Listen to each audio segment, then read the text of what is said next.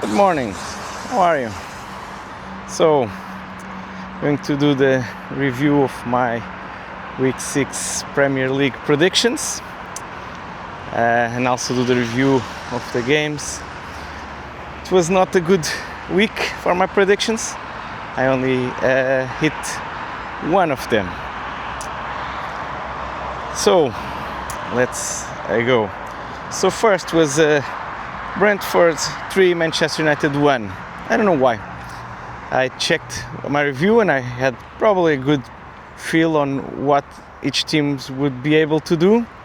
And I picked Manchester United because clearly I'm not in my right state of mind. Still, there was probably a red card that should have been given and could have changed the final result, because then it's like Manchester up one man. Still, Bruno Fernandes missed the penalty, Brentford scored another, and that was it. So a lot of mistakes for Manchester United. They keep screwing up. If it's the manager, if it's the players, sometimes who knows.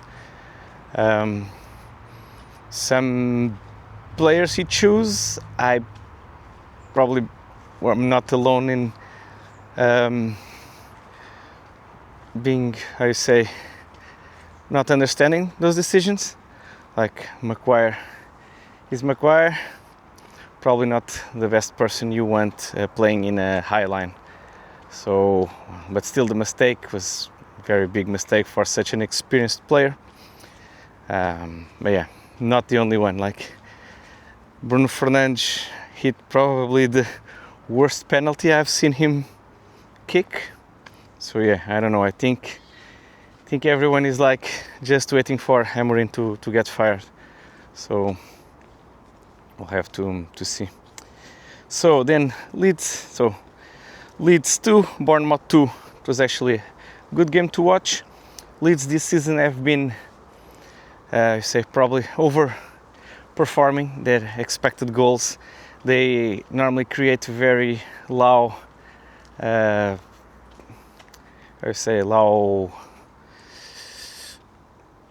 XG. So the chances that they create, they're very unlikely to have goals come out of. But this game they actually created a very, very good chances. Calvert-Lewin, I think, had two. I think it was two very good Petrovic defenses. But yeah, so but Leeds didn't took their chances. Bournemouth did. It was looking that Bournemouth was going to get the win, but Leeds was kept fighting and got the draw. So then Chelsea versus Brighton. So it was I thought it was going to be maybe a draw, but no. So Brighton was clearly superior to Chelsea in terms of goal scoring opportunities. Chelsea also got probably, I think, his last center defender red carded. So I think in the game next week against Liverpool they will not have any, center back available, if I'm not mistaken. So it's going to be a fun one for Chelsea. So then Manchester City won 5-1 against Burnley, and the only game that I got right. So, well, what there is to say, Manchester United was clearly the superior team, and they did score 2 goals in the dying minutes of the game, so it could have been maybe a less penalizing result for Burnley. They did fought the whole game. They even had some opportunities. They scored the goal and all, but still Manchester City was the superior team. Then Crystal Palace 2, Liverpool 1. So Crystal Palace created very, very good opportunities. They dominated the game. They could have been like 2-3-0 up at halftime and no one would bat an eye. This new, I say, all gas no brakes Liverpool, if it hits a very good and organized team, could be their demise. So I think they are unbeaten, Crystal Palace, in the league, like I think for 17 games. It's amazing for a club of the dimension of Crystal Palace, even losing one of its best players in Eze to Arsenal. It's impressive. I think Glasner could be one of the favorites to maybe replace Amorim, or if they get an interim, if Amorim gets fired mid-season, to maybe go to Manchester United next week. I think he is on his last year of contract. He has won silverware. He has put in Crystal Palace to play at a very high level. He has won European competitions. He has brought also, I think, was Wolfsburg to the top places in Germany, where it was not expected to be. So I think look out for him, because probably even if not for Manchester United, we may see him in probably a higher club next year, unless, well, they can get the contract done with him. But I'm guessing if things go like this, he could be one of the favorites. So Nottingham Forest Sunderland. So Sunderland won 1-0 at Forest Place. Well, let's see how long a handball can be played in Nottingham.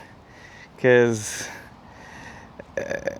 okay, Nuno, I don't know the situation, if it was the power struggle with Edu, and they just chose Edu, but not looking good. At least after what Nuno said, it was clear that he was going to be fired, but I think probably the choice of replacement was probably not the ideal one. So Tottenham Hotspur versus Wolverhampton Wanderers. So 1-1. So Wolves got ahead. They defended very well, but Tottenham got the equalizer in the end. So could be a Wolves comeback. Too little, too late. Who knows? We'll need to see. So in another comeback, we have Aston Villa 3, Fulham 1. So Aston Villa seem to be back. Made a good couple of changes, bring something new to the team in a attacking sense. Still, there was in a week that, well, VAR wants to forget. It's been increasingly common that VAR makes no decision or weird decisions at all. So probably 2 penalties in favor of Fulham that were not made. So I don't know. Could have been a different, but Aston Villa at least played better. So we'll have to see if it's something to continue with Ollie Watkins scoring the first goal in a long time. For the chagrin of probably a lot of fantasy Premier League coaches who bet on him and then sold them before this game. So Newcastle 1, Arsenal 2. Newcastle, really strong start, went ahead when they faded. Arsenal overtook the game, scored 2 goals, last as typical Arsenal fashion from a set piece, but it's part of the game. They're very good at it. I think they got the best set piece coach in the league. I think they got him from Brentford, another team who also prioritizes set pieces as a goal scoring or important goal scoring threat. And then the last game played on Monday night, Everton 1, West Ham 1.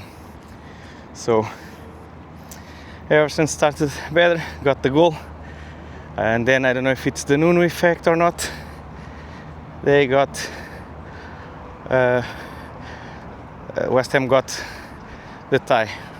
Of course, always Woden, but Cream started playing better during the game. We'll have to see if that is the effect from Nuno or not. Yeah, but still a lot of weird situations in VAR. So Gabriel punched, I think was Waltemond. Normally that's what VAR is for. Like, you do something so stupid in the field, VAR ticks the referee gives a red card. Or like in Manchester United, defender clearly denying a very good goal threat from Bomo, no red card. Fulham was the same. There were a couple of decisions on Arsenal and Newcastle, at least from the games that I saw, that maybe a penalty or not, but still too many weird decisions that the VAR should be to help and didn't. Well, so take care.